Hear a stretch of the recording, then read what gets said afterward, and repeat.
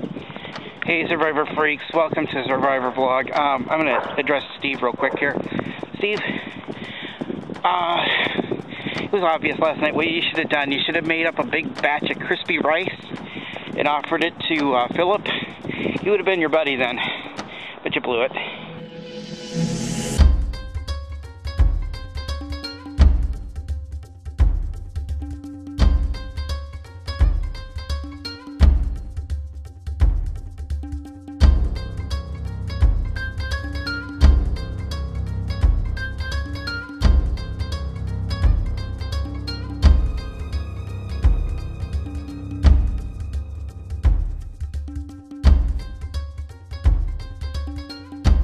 No, really, I'm kind of serious when I say that.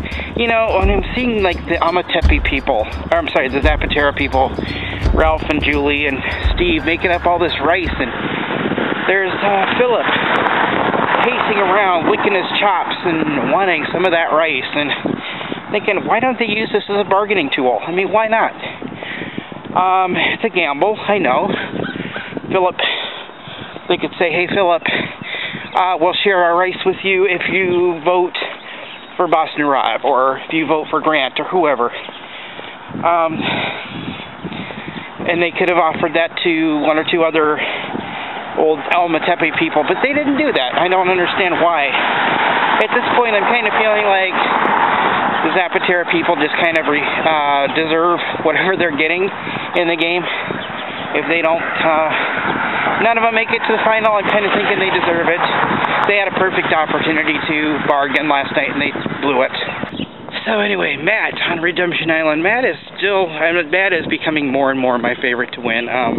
He's really becoming about the only one I strongly care about right now. I think he's still got a good chance. I mean, he's holding up pretty well. I know that they showed these scenes of him, you know, going to God and saying, oh, I don't know if I can do this, it's only through your strength that I'm making it, and so on and so on and so on. But you know, after last night, I think he still has a really good chance of making it through. I would love to see it, because how long's it been since we've seen a really good Cinderella story on Survivor? Biggest one I can think of, maybe there's been one since, but was way back in season 9 in Vanuatu, and Chris was up against an alliance of 6 women, and he still won the game. Like, wow. It was him alone against these 6 women, but he still managed to make it to the end and win. So I'd like to see Matt win. Just, well, first of all, he's a really decent person left out there. And I just really like him, and because it would be a great underdog story. I mean, he is the ultimate underdog this season. Now, I got to say again, Rob is playing one hell of a game. Case in point, Amatepe is really under his thumb, aren't they? I'm sorry, I would have gotten rid of Phillip last night. There's no excuse for the way he was acting. Yeah, I know. Steve called him crazy, whether that was warranted or not. It was kind of warranted. I mean, come on. It's Phillip. He has been acting crazy all season. But then to go so far as to start saying, oh, well, you just think I'm an N-word, and yeah, that wasn't called for at all. There was no, I don't know, racial enmity there at all. I don't know where Phillip was getting that, other than he knew he was at the end of his line. He didn't have any real logical defenses for what he was trying to say. I mean, come on. He thinks he's being logical, but let's face it. Amatepe has not been very gracious with Zapatera at all. Has not been welcoming. Has not been, you know, willing to share their shelter. Zapatera had to build their own shelter. So why should Zapatera share their rice with anybody if they don't want to? Again, though, I think they should have used it as a bargaining chip. Should have said, hey, Andrea, Grant, Phillip, if any of you guys want to start voting along with us, you can share our rice. But hey, the most amazing thing last night was Jeff Probst and his performance during Tribal Council. I think that Grant set the stage for it early on when he told Rob, about Steve and Phillip. It's like going through divorce court. Well, that's kind of what tribal council felt like. It was just these two guys who obviously had this huge problem with each other. And Jeff is kind of trying to sort this out and be mediator and judge and jury all in one, and trying to settle down, probably in the show's interest, trying to settle down what could turn into a violent situation if these two guys didn't calm down, especially Phillip. And Phillip, I'm not saying that because you're a black man. Don't come after me, okay? You know, I'm sorry. I want to like Julie, and I want to... I don't know. What is this thing the last few seasons that stealing people's things and destroying them? Okay, I admitted in my funniest moments video that it was kind of funny when Sandra did it to Russell, but Russell kind of deserved it. But I don't know, was Phillip really that far off that he deserved to have his shorts hidden from him like that?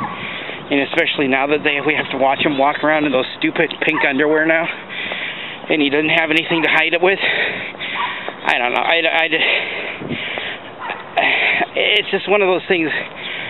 I'm not sure that I really like what Julie did. Again, though, it's drawing lines further, and they're low on numbers. Why do you want to keep drawing the lines deeper in the sand when you're low on numbers? And, you know, Phillip could be your swing vote, but you're not handling him right. You're trying to treat him like the redheaded stepchild that he thinks he is, and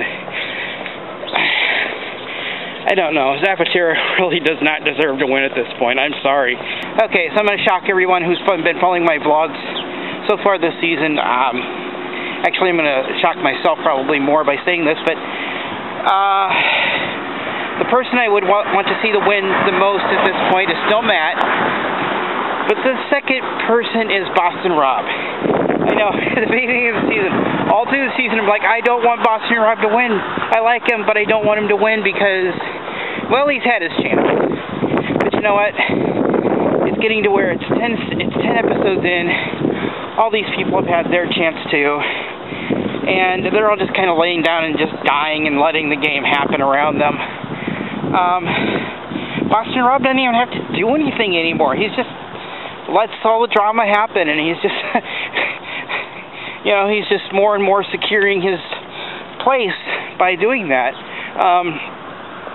So yeah, I'd still love to see Matt win because of the Cinderella thing, and because he's an incredibly nice kid, but Boston Rob is playing a very solid game. He's made very few mistakes, and the mistakes he's made haven't been all that strong and haven't really hurt him, so I gotta say, I think Boston Rob really deserves to win. So you might be wondering, and I know I'm wondering, how do I feel about Ralph then?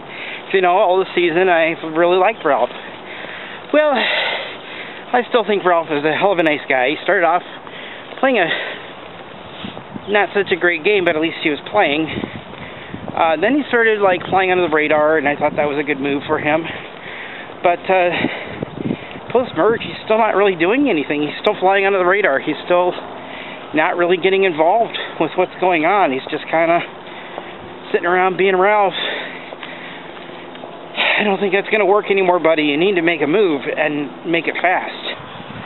Okay, let me address something real quick. You know, I've seen where some Survivor fans are getting bored with this season because it's so predictable. You pretty much know who's going to go and when.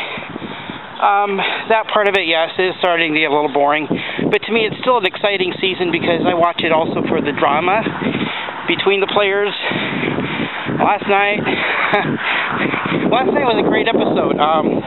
We got to see how a couple of cups of rice can boil into... I know. Boil. Anyway, it's nice to see how a couple of cups of rice can turn into this big racial war between these two guys. And how... Steve has to defend himself and say, I'm not a racist, I just think Phillip's crazy. Doesn't matter about the color of his skin. You know?